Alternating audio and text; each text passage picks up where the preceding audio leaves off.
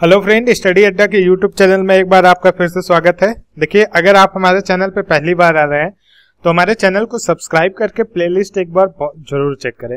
बहुत सारी ऐसी वीडियो हैं जो आपके काम की हो सकते हैं। बैंकिंग से भी रिलेटेड वीडियो हम जल्द लाएंगे।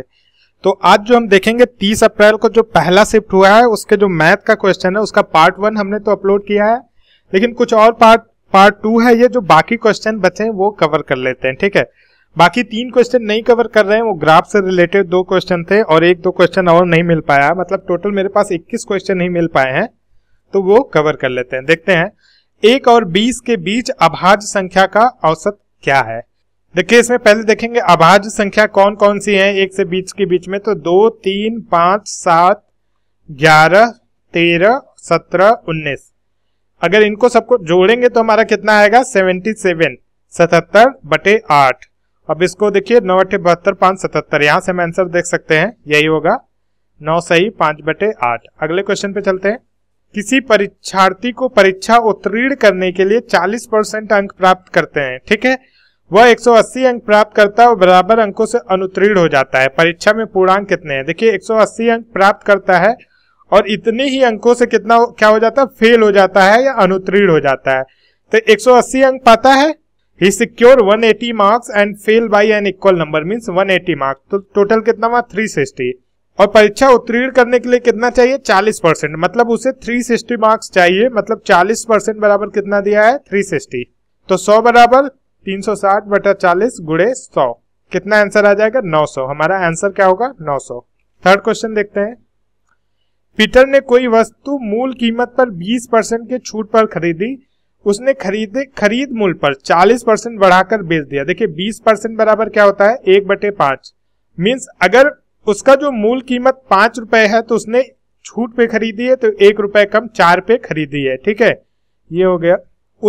उसने उसे खरीद मूल्य पर 40% बढ़ाकर बेच दिया। 40% बराबर 40/100, इसको काट दीजिए तो ये हो जाएगा 4/10। मतलब अगर उसने 10 की खरीदी होती तो 14 में बेच देती, मतलब अगर वो 10 में खरीदा होता तो 14 में बेच देता।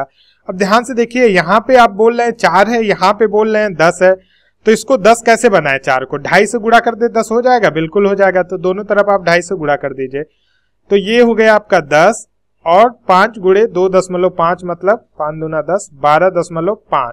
तो आपका अब क्या बन गया, उसने 14 रुपए में बेची, 10 रुपए में खरीदी और मूल कीमत कितना है 12.5 रुपए।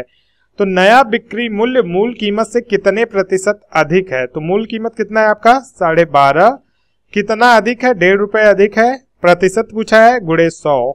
ये पॉइंट से पॉइंट दशमलव से दशमलव कट गया, 25 चौक के 100, 25 पचे 125, 5 3 15, मतलब कितना 12% अधिक है, ऑप्शन ए। अगले क्वेश्चन पे चलते हैं। श्री सचदेव का मासिक वेतन 5% बढ़ जाता है, जिससे उसका वेतन 15,120 प्रति वर्ष हो जाता है। उसका पूर्व मासिक वेतन, देखिए 5% बढ़ जाता मतलब 5% बराबर 5/100। इसको काट दीजिए तो 1/20 आ जाएगा, मतलब अगर उसके पास 20 रुपए रहता तो बढ़ के कितना हो जाता है 21 रुपए। लेकिन यहाँ पे क्या कह रहा है, बढ़ के 15,120 हो जाता है। तो 15,120 जो है 21 के कितने गुणनखंड पे है ये आपको पता करना है। तो अगर हम 720 से गुणा कर दें, देखिए कैसे पता चला, यहां से आप भाग देंगे तो 21 सत्ते जो है आपका आ जाएगा 147, ठीक है। और 4 हासिल लगा, 21 दूना 42, 720। तो यहाँ पे भी 720 से आप गुणा करेंगे तो 0 0, 2 दूना 4, 2 सत्ते 14। तो उसका पहले जो है वार्षिक वेतन 14,400 था, जो कि बाद में बढ़ के 15,120 हो जाता है, प्रति वर्ष की बात कर रहा है। लेकिन उसका पूर्व मासिक वेतन की बात कर रहा है तो हम इसको 12 से भाग दे देंगे, तो 12 एकम 12, 12 दूना 24। तो उसका पूर्व मासिक वेतन कितना आ जाएगा 1200। ऑप्शन नंबर सी जो है सही होगा। अगला क्वेश्चन देखते हैं। बी ने ए से 6% वार्षिक के साधारण ब्याज पर 5,000 उधार लिए। ए यहाँ पे है, बी ने उससे उधार लिए 6% साधारण ब्याज में सिंपल इंटरेस्ट पे, एसआई पे, ठीक है। सी यहाँ पे है, सी को 10% वार्षिक चक्रवृद्धि ब्याज पर, 10% में कंपाउंड इंटरेस्ट पे उसे उधार दे दिए। यदि बी 2 वर्ष बाद, अच्छा 2 वर्ष की बात कर रहा है, देखिए जो मूलधन रहेगा वो तो यहाँ पे भी सेम रहेगा, यहाँ पे भी सेम रहेगा, यहाँ पे भी सेम जाएगा। जो डिफरेंस क्रिएट होगा केवल और केवल रेट ऑफ इंटरेस्ट ब्याज की वजह से। तो देखिए 10% की बात कर रहा है, बी ने सी को 10% चक्रवृद्धि ब्याज, तो 10% बराबर क्या होता है 1/10। तो अगर 10 रुपए उसके पास है तो उसने 11 रुपए सी को दे दिए, 2 साल दिए तो 2 बार, इनका गुणा कर दीजिए, 100 रुपए है तो 121। देखिए अगर आप हमारे कंपाउंड इंटरेस्ट का वीडियो अभी तक नहीं देखे हैं तो ये चीज आपको नहीं समझ में आ रही है, आप यहाँ आई बॉक्स से जाके हमारा कंपाउंड इंटरेस्ट का सारे पार्ट देख सकते हैं। देखिए 100 रुपए साधारण, 100 रुपए उसके पास मूलधन था, प्रिंसिपल अमाउंट था, जो बाद में ब्याज के बाद 121 रुपए हो जाता है। कितना हो जाता है 121।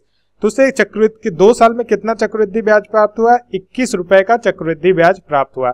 लेकिन उसका मूलधन कितना था 5000, प्रिंसिपल 5000 था, तो कितने का गुणा होगा यहाँ पे 50 का गुणा होगा। तो यहाँ पे भी 50 का गुणा होगा, लेकिन इसको हमको काम ही नहीं, हमें ब्याज देखना है। तो 21 गुणे 50 मीन्स 1050। तो सी से बी को कितना मिलता है 1050 रुपए मिलता है सी से ब्याज के रूप में। 1050 रुपए सी से मिलता है बी को क्या ब्याज के रूप में।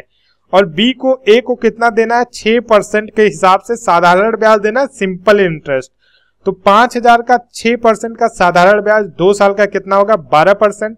तो 5000 गुणे 12/100, 2 साल का इसीलिए 6 दूना 12 हो जा रहा है। सुन 12 25 60 कितना हो गया 600। तो इसको कितने का फायदा हो रहा है, बी ए को 600 दे रहा है, सी से 1050 ले रहा है। तो 1050 माइनस 600 मतलब 450 रुपए का उसे पूरा का पूरा फायदा हो रहा है। आगे देखते हैं, न्यूनतम कितने वर्षों में 19% चक्रवृद्धि ब्याज पर कोई धनराशि दोगुनी से अधिक हो जाएगी। देखिए कंपाउंड इंटरेस्ट निकालने का एक और फॉर्मूला होता है, ये देखिए x plus y minus x y upon 100। इससे भी आप कंपाउंड इंटरेस्ट निकाल सकते हैं, लेकिन एक बार में केवल 2 साल का ही निकाल सकते हैं। तो देखिए 19% है तो 2 साल का निकालते हैं, 19 प्लस 19, ठीक है, माइनस अब 19 इंटू 19 मतलब 19 का स्क्वायर कितना होगा 361/100। तो ये कितना आएगा आपका 19 19 38, सॉरी ये प्लस होगा माइनस नहीं होगा, फॉर्मूला है x plus y plus x y upon 100। तो ये हो जाएगा आपका 38 और 0.00 प्लस 3.61 आपका आ जाएगा 41.61। अब ये 2 साल का निकल गया, ये क्या धनराशि से दुगनी कर रहा है, नहीं, केवल 41 रुपए ही बढ़ा रहा है। तो अब 3 साल का निकालेंगे, 3 साल का कैसे निकालेंगे 41.61 2 साल का प्लस तीसरी साल का 19% प्लस 41.61 गुणे 19/100। थोड़ा इसको लंबा करना पड़ेगा, आप गेस आराम से कर सकते हैं ये मेथड समझने के बाद। मैं बताऊंगा कैसे आप गेस कर सकते थे। तो ये आ जाएगा आपका, ये कट के देगा 7.779 और जब इनको जोड़ देंगे तो ये आ जाएगा आपका 68.4 और 68.4 अभी भी दुगना नहीं कर रहा है, मतलब 2 साल गलत 3 साल गलत, बचता है 4 साल।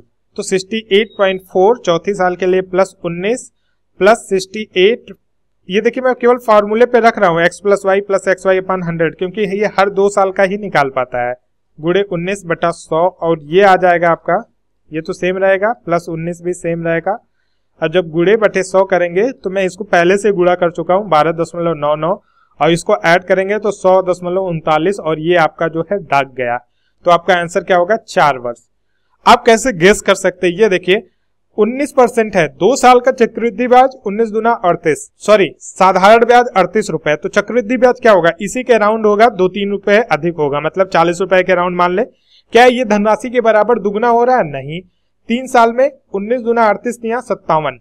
अब ये क्या उसके पास तक पहुंच रहा है, बिल्कुल नहीं पहुंच रहा है। 4 साल में 19 दूना 38 19 57 19 चौके 76 ये 100 के काफी करीब है, केवल 26 कम है।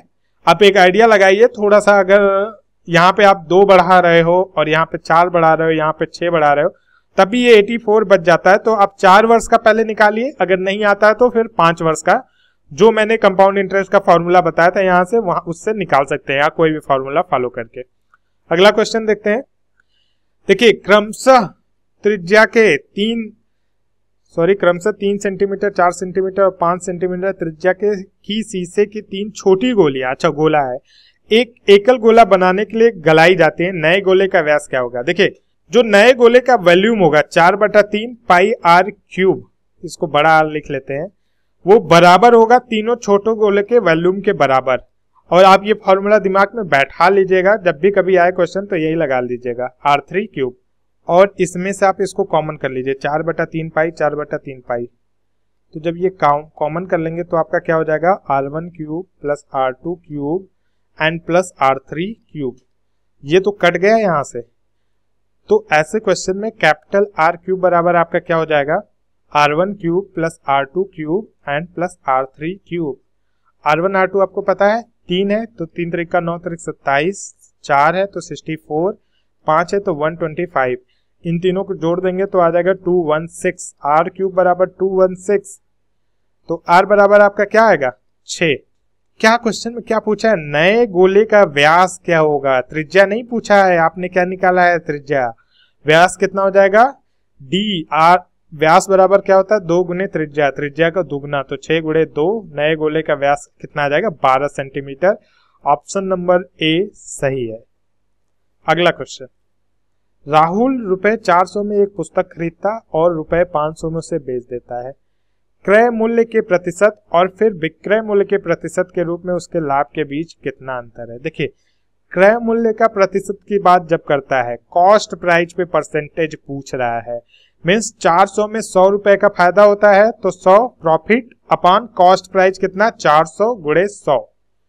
तो ये हमारा कितना आ जाएगा, 25%। ये आपका आ गया क्रय मूल्य पर प्रतिशत।